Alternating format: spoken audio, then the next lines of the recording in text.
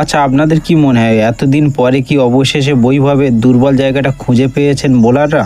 মাত্র 15 বছর বয়সে যে ব্যাটার বড় বড় বোলারদের 4-6 মেরে চমকে দিচ্ছেন, সেই বৈভব কি এবার একই ফাঁদে ফেলছে প্রতিপক্ষ পেসাররা? আর যদি সত্যি বোলাররা বৈভবের দুর্বলতা খুঁজে পায়, তাহলে পরের ম্যাচে কিভাবে সেই সমস্যার জবাব দেবে ভারতের এই তরুণ তারকা? আজকের ভিডিওতে খুব সহজে আমরা জানবো শর্ট বলে কেন বৈভবের এত সমস্যা হচ্ছে এবং বোলাররা কিভাবে এই দুর্বলতাটা কাজে লাগাচ্ছে। ভারত এবং জিম্বাবুয়ে টি-20 সিরিজে ভারত ইতিমধ্যে ম্যাচ জিতে সিরিজে এগিয়ে রয়েছেন। আর এই সিরিজে বৈভব নিয়ে নতুন আলোচনা শুরু হয়েছে। প্রথম ম্যাচে বৈভব দেখিয়ে দিয়েছিলেন তার আসল ক্ষমতা।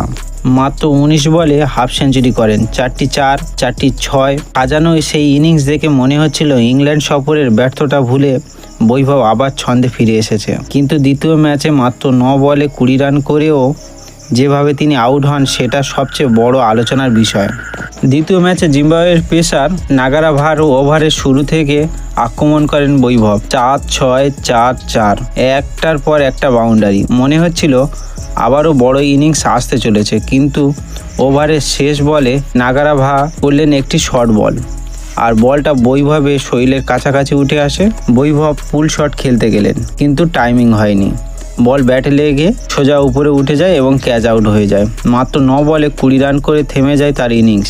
আর এখানেই উঠেছে বড় প্রশ্ন, তাহলে শর্ট বল কি বৈভবের জন্য বড় সমস্যার কারণ? ইংল্যান্ড সফরে বৈভবের শর্ট বলের বিরুদ্ধে সমস্যায় পড়তে দেখা গিয়েছিল। এবার জিম্বাবুয়ে বোলাররা একই পরিকল্পনা ব্যবহার করছে। বৈভবের সবচেয়ে বড় শক্তি হলো তার আগ্রাসী ব্যাটিং। তিনি বোলারদের ভয় পান না, বল পেলে আক্রমণ করতে চায়। কিন্তু শর্ট বলের ক্ষেত্রে সবসময় আক্রমণ করা ঠিক না। কখনো পুল করতে হয়, কখনো হুক করতে হয়, আবার কখনো বলটা ছেড়ে দিতে হয়। এই সিদ্ধান্ত খুব গুরুত্বপূর্ণ। বৈভব যদি প্রতিটা শর্ট বল বাউন্ডারি মারতে চান, তাহলে বোলাররা সেই সুযোগ কাজে লাগাতে পারেন। মজার বিষয় হলো আইপিএলে শর্ট বলের বিরুদ্ধে বৈভব খুব ভালো রান করছিল।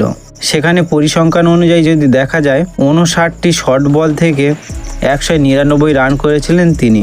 অর্থাৎ শর্ট বল দেখলে বৈভবের সমস্যায় পড়েন এমন বিষয় না। আন্তর্জাতিক ক্রিকেটে পরিস্থিতি কিছুটা আলাদা।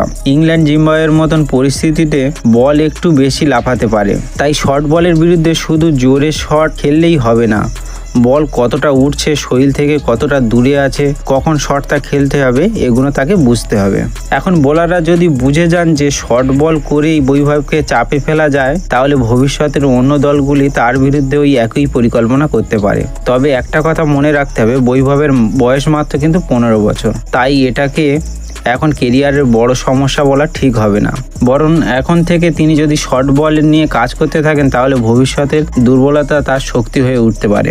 নেটে শর্ট বলের অনুশীলন, সঠিক ফুটওয়ার্ক এবং কখন বল মারতে হবে, কখন ছেড়ে দিতে হবে, এইসবের ওপর কাজ করতে হবে বৈভবের। আর এই সিরিজে ভারতের জন্য ভালো খবর হলো ভারত জয় পেয়েছে, সিরিজে এগিয়ে রয়েছেন। শুধু বৈভব না, পেসার যশ ঠাকুর এই সিরিজে নজর কেড়েছেন। তবে এখন প্রশ্ন হলো, সত্যি কি বোলাররা এতদিনে তাহলে বৈভব সূর্যবংশীর দুর্বলতার জায়গা খুঁজে পেয়েছেন, নাকি শুধু সাময়িক সমস্যা? আর এর পরের ম্যাচে আবার যদি শর্ট বল আসে, বৈভব কি এবার বোলারদের পরিকল্পনার জবাব দিতে পারবেন? আপনার মতামত অবশ্য কমেন্ট করে জানাবেন। আর এটা অবশ্য কমেন্ট করবেন যে বৈভব পরবর্তী ম্যাচে কত রান করবে। আর ভিডিও যদি ভালো লেগে থাকে অবশ্য লাইক শেয়ার করবেন এবং চ্যানেলটি সাবস্ক্রাইব করে পাশে থাকার জন্য আপনাদের অনুরোধ করা হচ্ছে। শেষ পর্যন্ত দেখার জন্য আপনাদের সবাইকে ধন্যবাদ।